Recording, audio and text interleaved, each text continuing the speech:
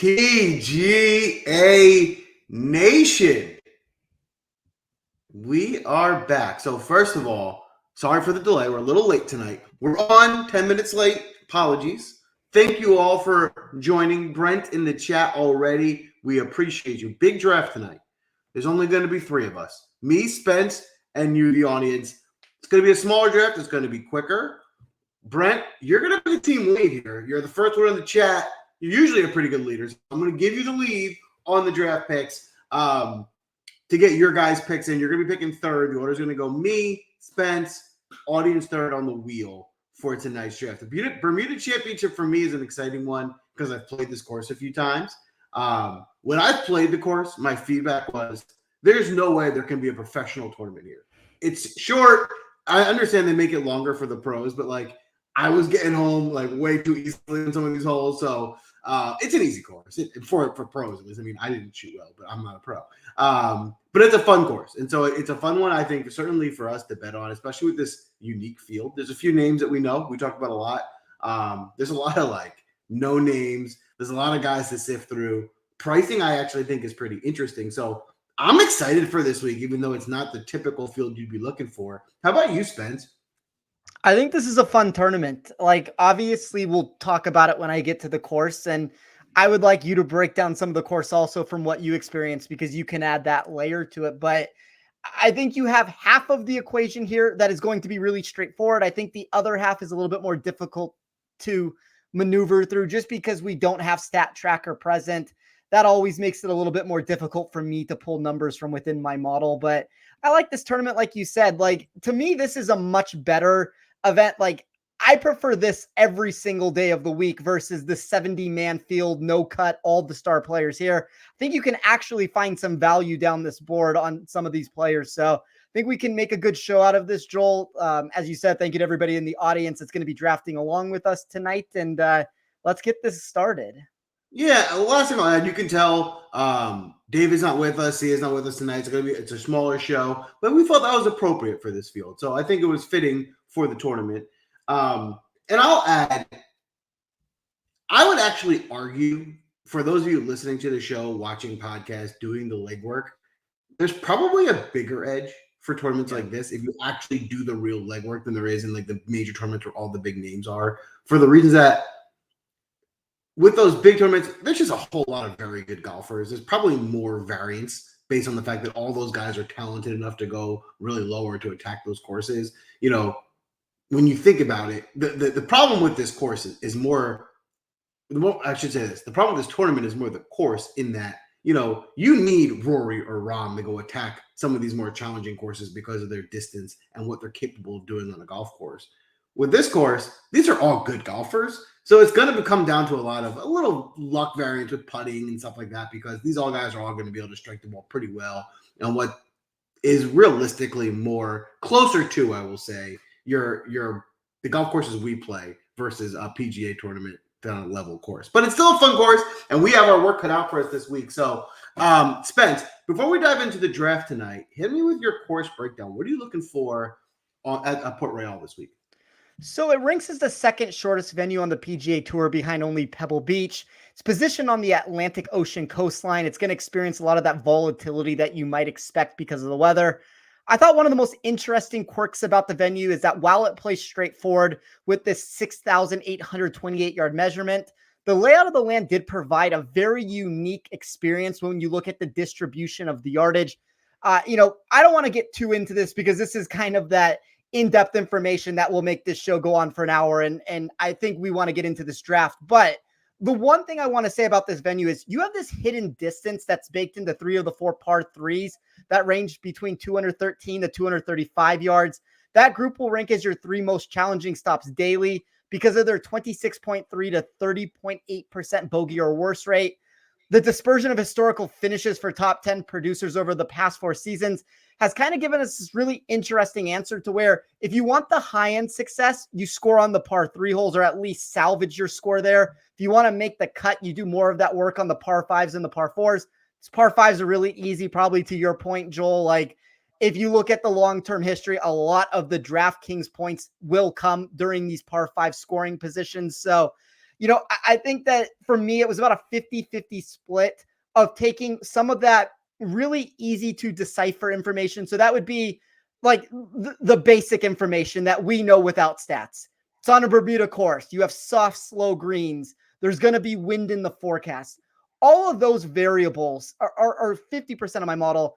And then I have another 50% of my model, which is more of my, I guess, blueprint of how I thought this venue was going to play from partially an historical perspective with it, but also from just some of these numbers that I'm trying to pull there. So that's obviously going to take weighted proximity and total driving and the length of these holes and try to condense everything down into one little bit of range there. So I think it's a unique venue for all those reasons. I don't know if it's necessarily what everybody expects it to be, just because you do have baked in values in certain spots, like the par fours. They're all really short. They're all sub 460 yards. The par fives are all extremely gettable with the way that you want to go about that. But I put a little bit of an extra emphasis on par three scoring. That's kind of where I'm trying to find my upside climbers. And I'm hoping that's where I can get different when I do make my DFS construction this week.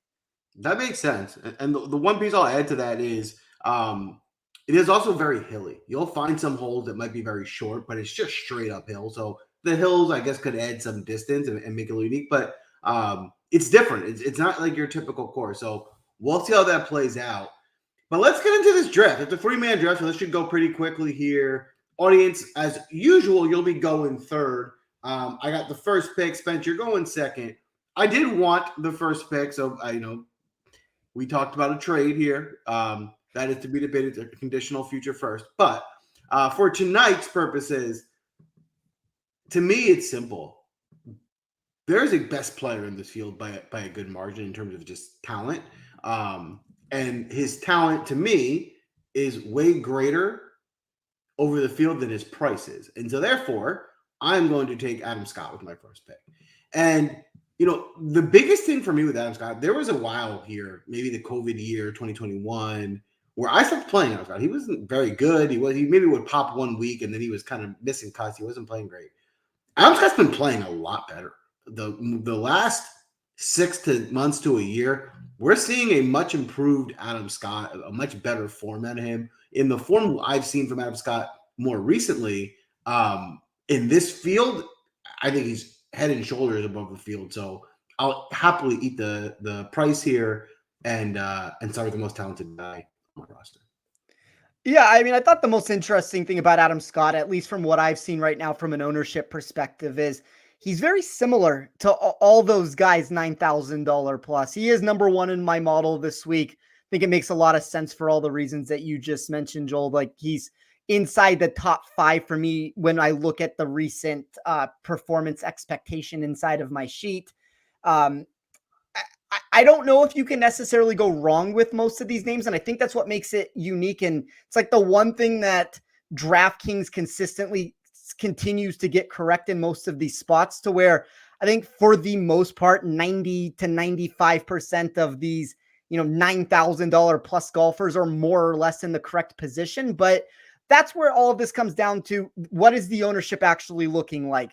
Where can we get unique in spots? And as of right now, Adam Scott actually looks more contrarian than not at about the 15-16% that I see. So I think it's a savvy pick. I could make an argument about a bunch of players in this range, but I don't think anybody's going to necessarily fight you over Adam Scott being the 101 off the board here. I appreciate that. And before we go to your pick, I want to say, Sia's in the chat. Welcome to the chat, Sia. We can't wait to get you back in the draft, but it wouldn't be appropriate to bring Sia back on the Butterfield Bermuda. Sia, we love you, but this isn't the tournament to bring Sia back on. Sia's coming back. Well, we got bigger plans for Sia's return. So, Sia, thanks for stopping in. Looking forward to the big return before January. Let us know who you like. Drop some of your picks. Draft with the audience as you usually do. All right, Spence, with your pick, who are you taking here? So I'm going to go a little bit different here with at least how I'm going to start this. A lot of this comes down to the answer that I just talked about, of me believing there's a lot of players here, $9,000 plus, that makes sense. I'm going to try to find this value in some of these other sections. I'm going to start with Brandon Wu. I think this is a really interesting case study here between how has somebody been performing at least with the lack of top 30s that we're talking about, and how is my model viewing them for this course? So talked about it. He has not posted a top 30 during his last 9 starts. He has made his last 6 cuts, which I think kind of shows that upside that he's been, or I guess safety that he's been presenting recently. Although the upside is what I am most intrigued about at this venue, just with the way that he fits this course. We've seen that with back-to-back top 35 finishes at this venue during the 2 times that he's played it. 12th in my model in expected strokes gained total for this course. He's inside the top 5 when you get these slow green complexes. Very similar answer there when you talk about these shorter courses. So I'm going to bet on this upside. I understand that that's not going to be everybody's cup of tea, and this is a very early pick for Brandon Wu here for the lack of upside that we've seen. But I think he's one of the sharper players in the market, and it makes my lineup very easy when I start with him to be able to maneuver through from that route. Listen, I love the start with value and not always going to the top, especially in a tournament like this, where it feels like the top plates are probably more obvious because they stand out a little bit more. And I think all the points you made, Brandon Wood does stand out. I mean, he's definitely on an upswing, and you want to ride that upswing, especially in a weaker tournament, in a weaker field. This feels like a spot where he can rise to the top. So I endorse and second that pick for sure. Audience, great job. Honestly, you guys, I'm under the weather, not feeling great running the show. You guys getting your picks in quick. I don't even have to press you. Honestly, you guys are the real MVP. Appreciate your efforts. First pick's in. It's Pendrith, and it's a good pick. That is a very good pick. I had him marked as a guy that I'm looking to play this week, mainly for the reason both picks. You got Pendrith and Smalley, and mainly for the reason that these are guys that we're playing in these bigger fields, right? And they're typically more value plays in bigger fields for us. But in this tournament, they are one priced appropriately because they are the better players in the field, and they're playing well enough to do some damage. So those are both guys that are on my radar this week. I like both picks. How about you, Spence? Yeah, I mean, I think that the audience did probably what they exactly should have done in this spot. Like, we can make an argument of who the player should be, but my ultimate goal with taking Brandon Wu first was to get one of Pendrith or Smalley coming back. So it has changed the route that I am going to have to go now, and I'm fine with that. I think there's enough value, but make an argument, first of all, that Smalley is probably a $10,000 golfer, give or take, in this field, and you get him in the $8,000 range. You really have to like that. And Pendrith has turned around his game here recently, so I think they got 2 high upside, high equity options at prices where, if you told me they were $10,100, I really wouldn't have blinked an eye there. So I think there's nice value on both of those picks. There you have it. All right, Spence, you got a second pick here. You got plenty of money to spend with a good value pick on your first one. Who are you looking at? So I am going to continue with this value answer here. Figure out everything after that. I am going to go with Troy Merritt at 7,800. Merritt was the most significant value difference in my sheet. If you look at any of these golfers ranked inside the top 20, when we're talking about potential win equity for this tournament, he's made his past 5 cuts, delivered 2 top 10 showings at the Fortinet and Sanderson to begin the fall season. You get this 9th place grade for weighted ball striking. That's going to merge really well with the 4th place rank for expected strokes gained total at the venue. I don't think it necessarily comes without risk. One of the things I talked about is needing to score on these par 5s if you want to make the cut. It's par 5 scoring has some problems. That's going to give you more of that boom or bust potential than maybe I would care to see in the spot being my second player off the board. But I think the upside matters here for a golfer that I currently see at about 8% ownership. That's putting him as the 27th highest owned player on the board. I think it's just a really good spot to get different with these first 2 picks that I made. And then it kind of will, like, the board will play itself out for me. And it already has, with Joel, you taking Adam Scott, and the audience taking Taylor Pendrith and Alex Smalley. Like, without having that 4th team in there, I still think there's enough players up top that one of those names or 2 of those names will fall to me. So I'm kind of just, as I said, trying to find this value in other sections right now. I like it. I like the way you're going. I wonder, we'll see. You don't tell me now. We'll see how it plays out. I wonder if you have a plan or someone you're targeting up top for later that you're anticipating will last to you. So we'll see how where this strategy goes. I'm going to make an interesting pick. To me, in my mind, it's controversial. I know most people who we'll call touts, will hate this pick, but listen, history is history. I'm a course history guy, and I believe in the fact that this guy might miss every cut for the rest of the year. But at the Bermuda Championship, he's going to get you a top 20. He does it every time. It's unbelievable. And that is Marvin Gaye or Brian Gay. But Marvin Gaye sounds more fun, so we're going with Marvin Gaye. Brian Gay, listen, this guy just shows up for this tournament every year. He's missed, like 6 cuts in a row. He doesn't really have any good – his last good finish was this tournament last year. And then you look back again, his last good finish before that was this tournament again. The best he's done outside of this tournament is like 4 years. He is just not that good, but he likes this course, and it's just every year. So, it's one thing if he popped once or twice to this course and that's it. But it's every time he plays it. So if you actually look, in 2023 he was 11th. In 2022 he was 12th. He won it in 2021, and he was 3rd in 2020. I'm just going to go off the history and say he's going to show up and give you another good top 20 result. He has the best history, the best success on this course. I think we see it again this week. He is a really good putter. I think he's going to putt really well this week. The ball strike is not – you don't need to be a supreme ball striker to find success here. So I like – he's one of my favorite plays. I think he's really good. I actually think, in my opinion, at 6,700, his ownership should be higher. 8% for Brian Gay is already insane. But considering at 6,700, there's really no one else down there that I want to play. So I actually think it should have been higher. So I'm happy to eat that percentage. Spence, I'm nervous. What's your take on Brian Gay this week? I'm going to pass.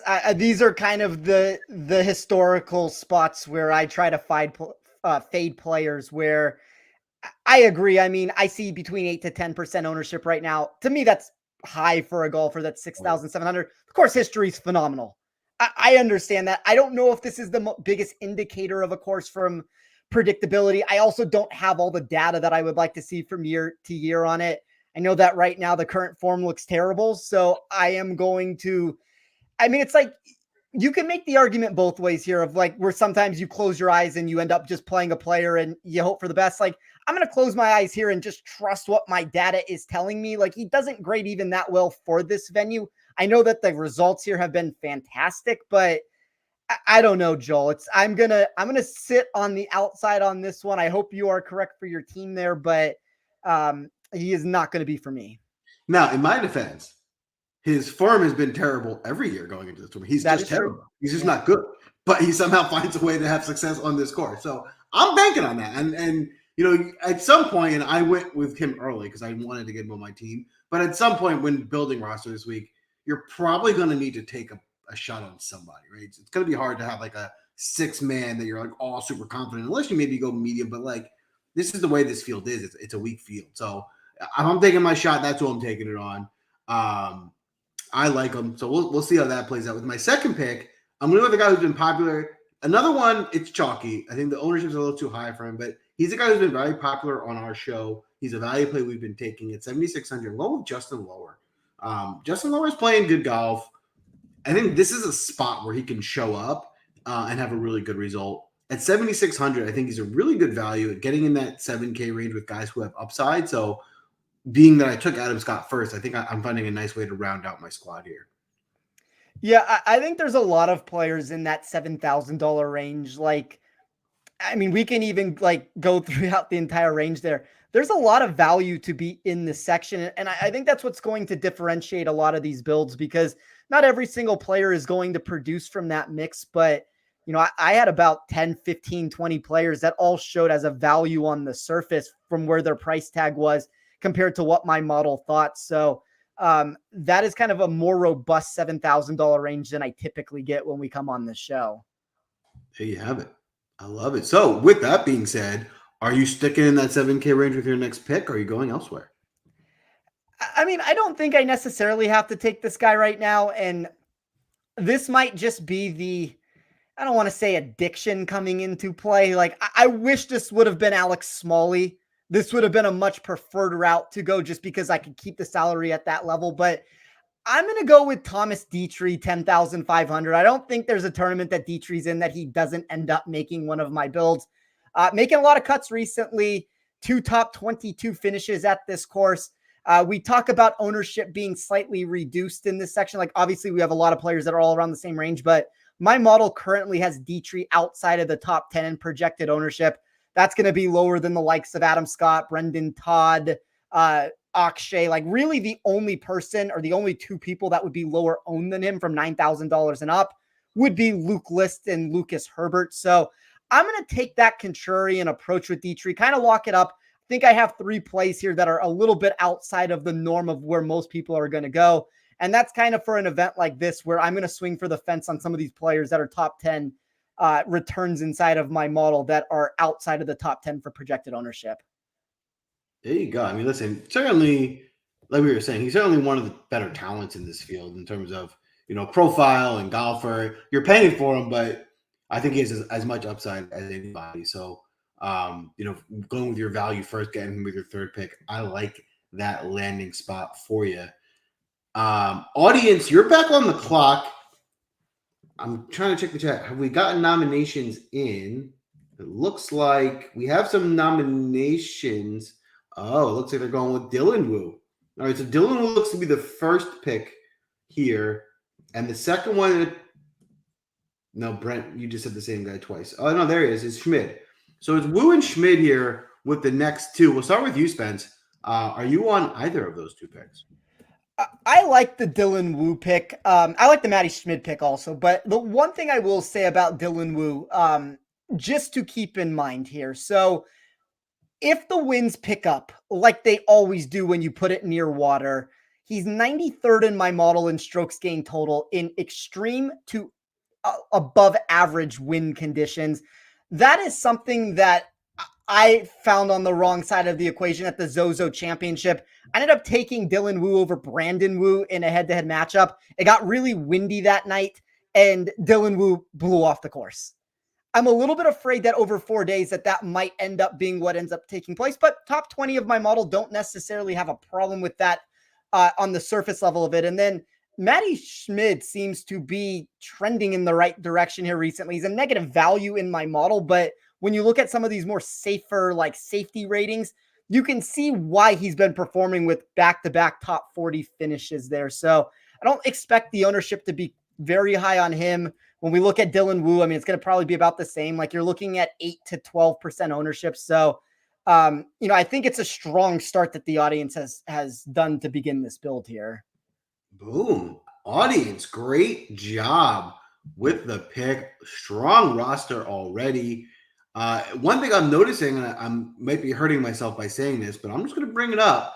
We all seem to be in the relatively same price range with our remaining picks. So this end of this draft should be pretty competitive. Spence, you're up first here with your 4th pick. Who are you looking at? I probably should be trying to round out a build in this direction. I mean, I think there's one of 2 ways, obviously, all of us can consider playing it.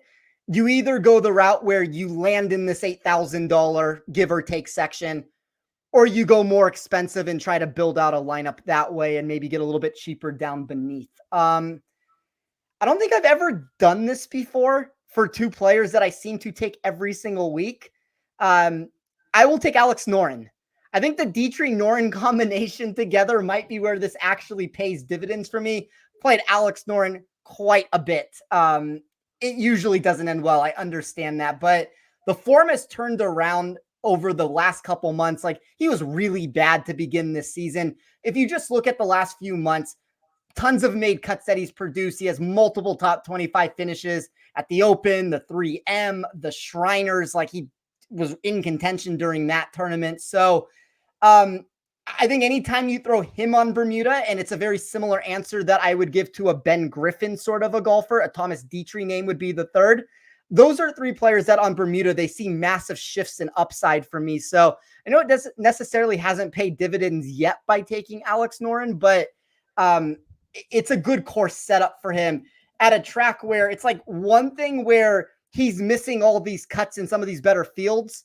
And I know he's a little bit cheaper in those spots, but I actually think the upside is here. And I'm hoping at least, I mean, we'll see if this is what ends up coming to fruition here. I see him at 16% ownership right now, which I think is kind of a fair number for him. But I kind of feel like people always have that problem of actually clicking the button when push comes to shove, just because they know what Alex Noren has done in the past. So I hope that number drops by a couple percent before they do tee off on Thursday.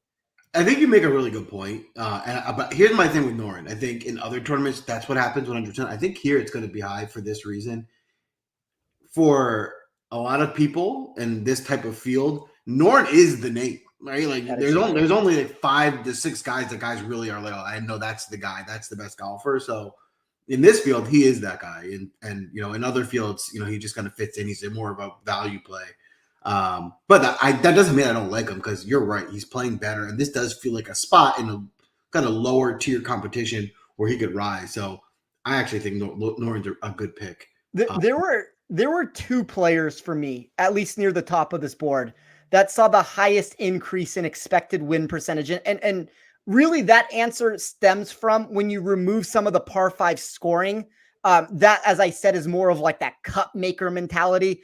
My goal or my hope here is that these holes are so simple that even a guy like Alex Noren can find success there. And then all of a sudden he uses his advantages in other areas to skyrocket himself up the leaderboard. It's a very similar answer to what the audience would have done with Alex Smalley. Like those were the 2 big movers for me for looking from win equity. So I'm hoping that's the case with Noren, because that's always what seems to burn me at the end of the day. But yeah, I mean, as Zach said, I mean, this is when you get into these gross tournaments, it's almost one of those things. It's like, oh, these are my favorite plays, or these are the players that I'm historically on. So if I'm liking them in better fields, and now you throw them into a tournament where, I don't know, I mean, there's 10 players that are, top whatever golfers, and then all of a sudden the board just falls apart on itself. It's going to be a lot of those same names that I'm going to find myself on. Yeah, I agree. I think that totally makes sense. Austin, I am smitten. I am pleased by the way this fell. I didn't think this guy would fall to me. He did. It wasn't how I planned to make this draft go, but I am stoked to be able to take Akshay Bhatia at this point in the draft. Another one of those. This is the type of tournament where there are a number of guys that are just more talented than the rest of the field. And it's a wider range than the typical PGA tournament where all the big names are in it. And this is one of them. Bhatia has been playing well. His form has been really good. We know he's a big-time prospect. There's big-time expectations behind him. But more recently, I mean, his most recent finishes, he got top 10 last week at the Worldwide Technology Championship. He's tied for 21 at the Zozo. He's top 40 at the Shriners. This is in this field, he's a top 10 talent for sure, probably top 5. I'm happy to pay up and pay this price as long as I don't have to. I already took Gay, so I have enough money to be able to make this work. So I'm gonna have to dip down and kind of take too many more shots on this lineup. I'm happy to go there and go kind of the more stars and scrubs approach. So love that Bhatia fell to me. Now I do have to dip a little bit here to make this work, but this is a guy I was going to take either way with my second pick, and it's going to be Russell Knox. This seems to me like a really good course fit. Russell Knox is one of those guys that probably looks better in our models than he actually performs more often than not. He strikes the ball really well. He's going to do well on all the distances you're looking for. He doesn't really typically perform and actually get there. In this weaker field at 7,300, this feels like a week he could shine. He also does have a decent course history here where he's had some good results. So he does like this course. I think the combination of the stats look good, the course history is good, the price is right. I think this is a good spot for Knox, at least to be a safe result. Yeah, I think there's a lot of reasons to like him. Obviously, you have a Scottish golfer where in a windy condition.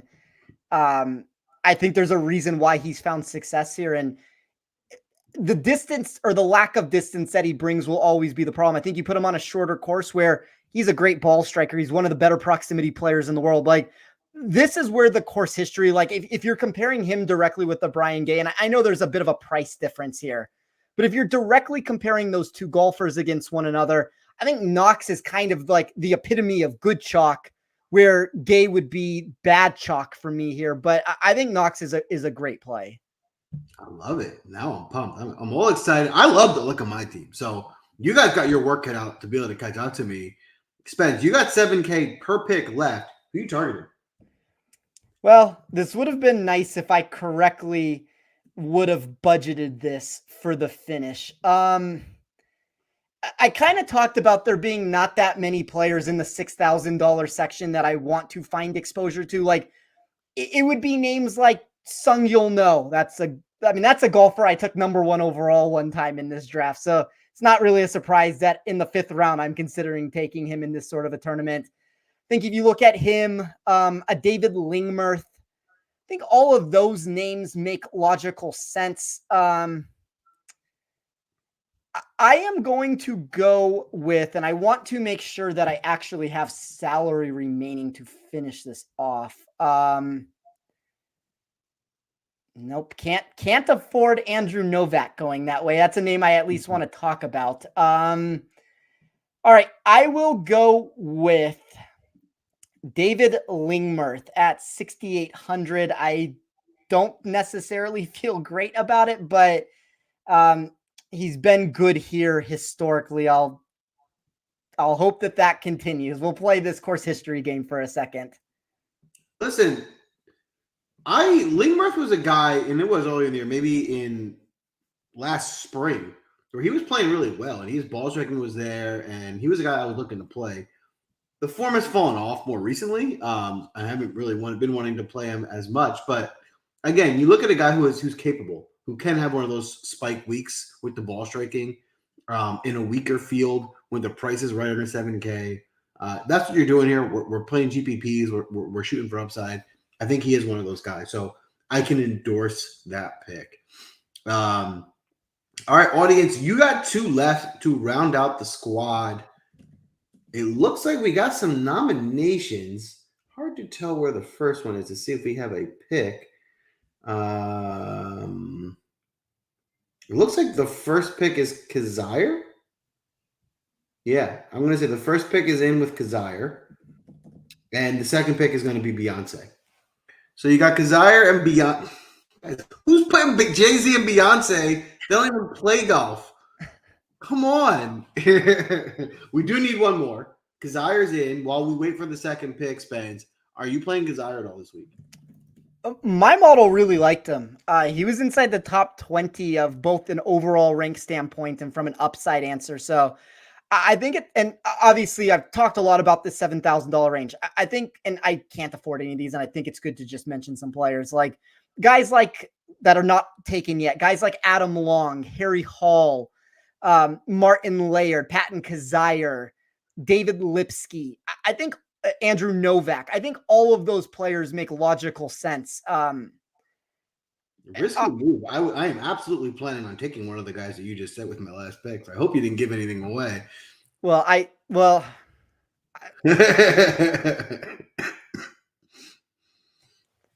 we'll see what the audience does here. I mean, hopefully I might have ruined myself a little bit here too. We might have a gate on our hands. It looks like to me, if we're counting Sia here, I think Griffin's the pick. Can they afford Griffin? I think so. No. Oh, they can't. What is Griffin? 93. You can't. So that's out. And then Smotherman. Yeah, it's Smotherman. They can afford him. Okay. Listen, I will say, it is totally fine in this field to leave some money on the table. This is not the type of tournament where you feel like you need to spend all your dollars. Like, there is totally a scenario that can play out where you can leave plenty of money on the table and win this tournament. So I don't think that's an issue at all. However, I was not planning on playing Smotherman, so it wasn't a guy I was going to pick, but I'm totally okay with the strategy of leaving some dollars on the table. How about you, Spence? So wild move. I was going to take Austin Smotherman. I don't understand what just happened right now. That's actually, man, that's exactly how much money you have left, too. That's amazing. You know what that is? That's defensive drafting. That's the audience just doing a great job, seeing how much money you had left and taking your guy away so that they can be. They knew it's a 3-man draft. They just had to beat you, and they took your guy. So, audience, good job. Great job tonight.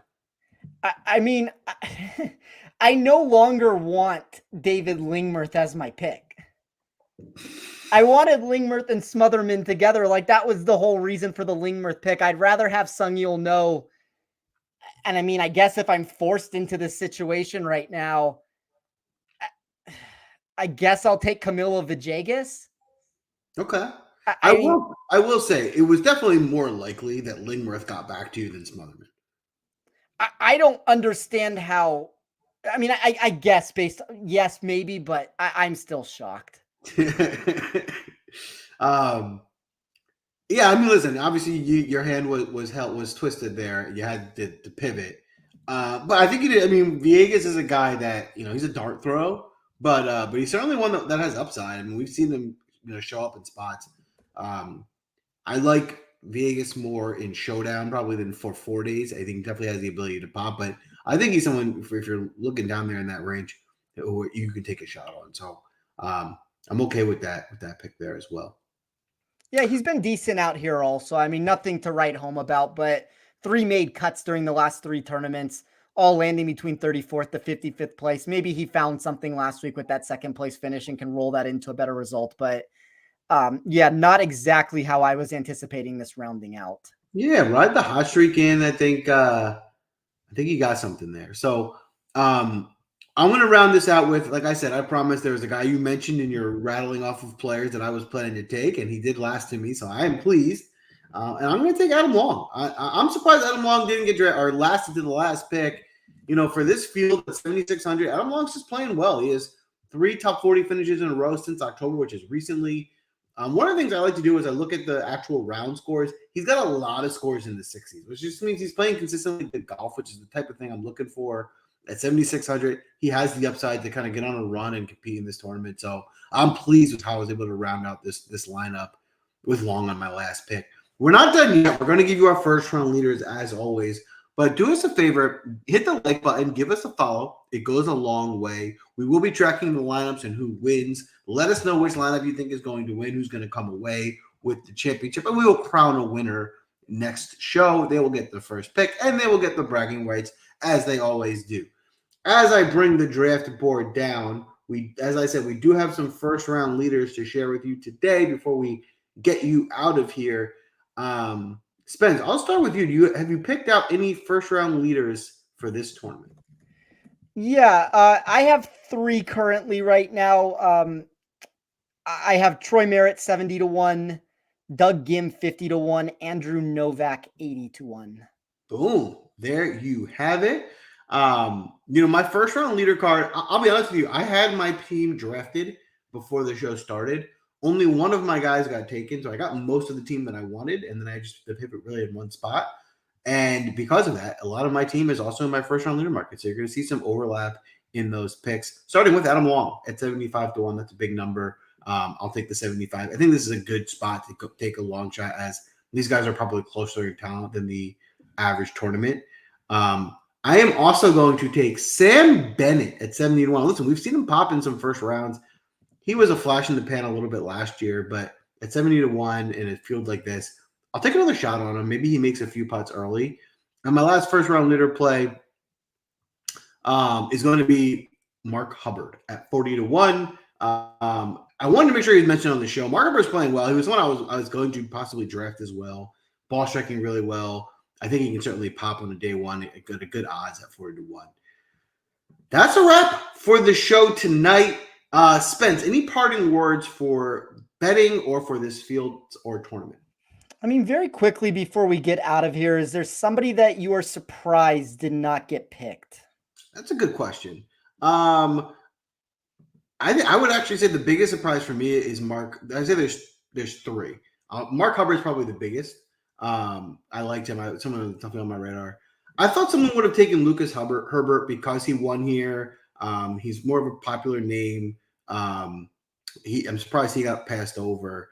And Brendan Todd, another guy who's a big name, a talent that kind of got overlooked. He might be a little bit overpriced, but I think he can certainly compete in this field. How about yourself? Yeah, I think, when we just look at pure ownership, Brendan Todd right now is second owned player. I guess there's only so many names that can be taken at the top. I am surprised that Todd was not one of them, but with the way that everybody constructed their routes, I kind of ended up bypassing them in a lot of ways. I guess for me, I would say Ben Griffin. Ben Griffin is the only person in my model that graded inside of the top 10 in all 6 categories that I weighed this week. I think Griffin kind of lands in that same answer as the Norins, the Alex Smalleys. You can say, one side or the other of what the price tags are on them. But I think Griffin is good chalk, and there's a legitimate reason why guys like him and Dietrich and Norin are always the highest climbers in my model on Bermuda courses. I think that makes sense, and I agree. I think that's definitely a savvy pick there. And we thank you, Sia, dropping some knowledge on us for first round leaders. We love Sia's first round leader plays. He is one of the hottest at picking them, dropping Whaley at 60-1 and Griffin at 35-1. That's a wrap for tonight. Listen, my parting words are this is a fun course. If you get a chance to watch some of it, check it out. There's some really cool looking holes. There's a par 3 on the back. I think it's either 15 or 16 that's on like literally on a cliff on the water. It's a really intimidating shot because you're like anything to the left is gone. But it's a really cool hole. So you'll have some fun watching it. Hopefully we make some money. Show us those Greensteins. Check back next week. And we celebrate the wins. Spence, did I forget anything? Sports.